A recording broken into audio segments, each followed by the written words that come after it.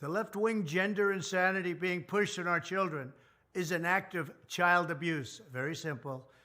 Here's my plan to stop the chemical, physical, and emotional mutilation of our youth. On day one, I will revoke Joe Biden's cruel policies on so-called gender-affirming care. Ridiculous. A process that includes giving kids puberty blockers, mutating their physical appearance, and ultimately performing surgery on minor children. Can you believe this?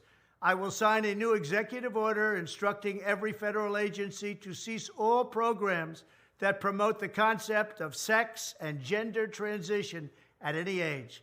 I will then ask Congress to permanently stop federal taxpayer dollars from being used to promote or pay for these procedures and pass a law prohibiting child sexual mutilation in all 50 states. It'll go very quickly.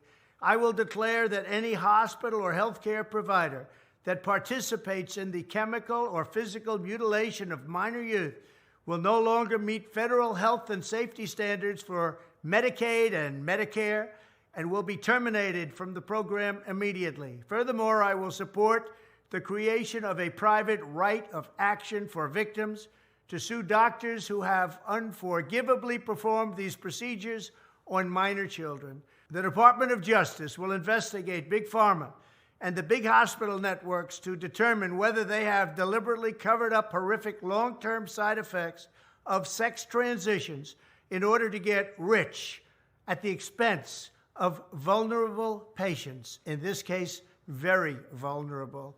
We will also investigate whether Big Pharma or others have illegally marketed hormones and puberty blockers, which are in no way licensed or approved for this use.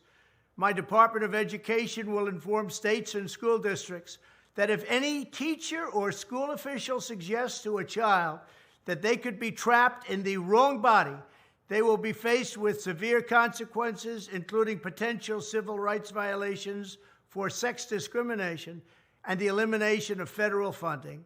As part of our new credentialing body for teachers, we will promote positive education about the nuclear family, the roles of mothers and fathers, and celebrating rather than erasing the things that make men and women different and unique.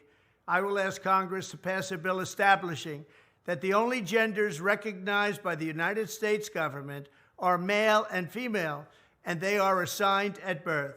The bill will also make clear that Title IX prohibits men from participating in women's sports, and we will protect the rights of parents from being forced to allow their minor child to assume a gender which is new and an identity without the parents' consent.